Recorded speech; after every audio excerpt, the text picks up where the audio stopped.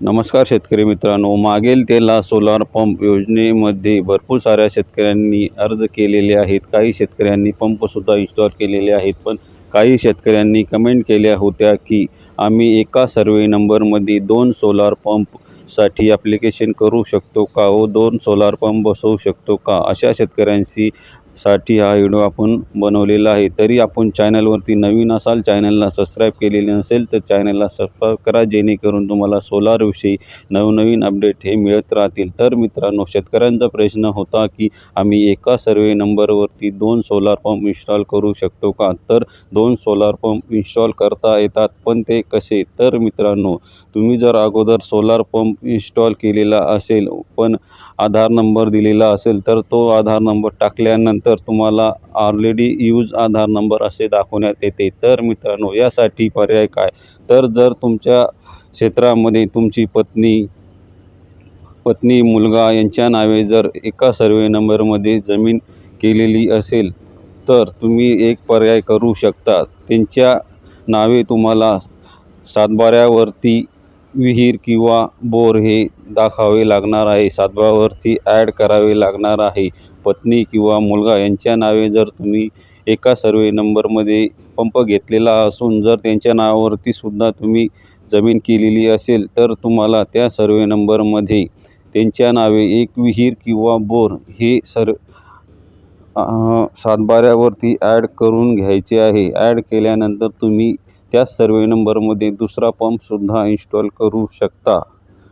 सर्वे नंबरमध्ये इन्स्टॉल केल्यानंतर भरपूर सारे शेतकऱ्यांनी असे सामायिक क्षेत्र असते. सामायिक क्षेत्रामध्ये 2-3 जणांचे नाव या सातबाऱ्यावरती असते, पण एका सातबाऱ्यावरती आपण विहीर ही एका नावे ॲड केलेली असते. त्यामुळे त्या शेतकऱ्याला त्याचा फायदा घेता येतो. तसेच जर तुम्ही त्या दुसऱ्या व्यक्तीचे नावे सुद्धा सातबाऱ्यावरती विहीर किंवा बोर ॲड केल्यानंतर तुम्हाला एका सर्वे नंबरमध्ये 2 सोलार पंप इन्स्टॉल करता येतील. तर मित्रांनो, 2 पंप अशा प्रकारे तुम्ही इन्स्टॉल करून घेऊ शकता. आणि आपण एक प्रश्न होता की आपण जे विहिरीसाठी सोलार ॲप्लिकेशन केलेले आहे ते बोरसाठी चालेल का?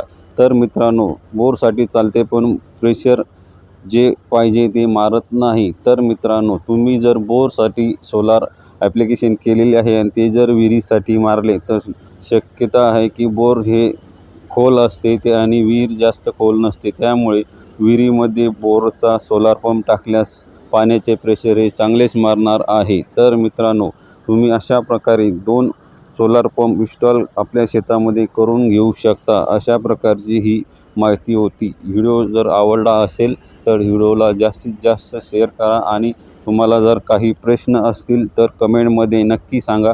त्याचे उत्तर देण्याचा मी नक्की प्रयत्न करील. तर मित्रांनो, व्हिडिओला लाईक करा, शेअर करा, सबस्क्राईब करा आणि आपल्या चॅनलला सबस्क्राईबसुद्धा करा मित्रांनो. कारण की भरपूर शेतकरी आहेत की व्हिडिओची माहिती पूर्णपणे ऐकून घेतात पण चॅनलला सबस्क्राईब करत नाही. तर मित्रांनो, असे करू नका. चॅनलला सबस्क्राईब नक्की करा. आणि नवीन माहितीसाठी आता काही दिवसामध्ये कंपन्यासुद्धा चांगल्या ॲड होणार आहे. कालच छत्रपती संभाजीनगरमध्ये ज्यांनी मार्च महिन्याच्या अगोदर पेमेंट केलेले आहे अशा शेतकऱ्यांसाठी कंपनीसुद्धा शक्ती कंपनी ॲड झाली होती कालच. पण भरपूर साऱ्या शेतकऱ्यांना ती सिलेक्ट करता आली नाही. त्याचे कारण की ते मार्चच्या अगोदर ज्या शेतकऱ्यांनी पेमेंट केलेले होते त्याच शेतकऱ्यांसाठी ती कंपनी ॲड करण्यात आलेली होती. तरी भरपूर साऱ्या शेतकऱ्यांसाठी अजूनसुद्धा कंपन्या ॲड होणार आहेत. त्याची माहिती आपण आपल्या चॅनलवरती जशा कंपन्या ॲड होणार आहेत त्याच लवकरात लवकर माहिती देणार आहोत, जेणेकरून शेतकऱ्याला कंपनी सिलेक्ट करता येईल. तर मित्रांनो, पुन्हा भेटूया नवीन व्हिडिओमध्ये नवीन माहितीसह. तोपर्यंत जय महाराष्ट्र, धन्यवाद.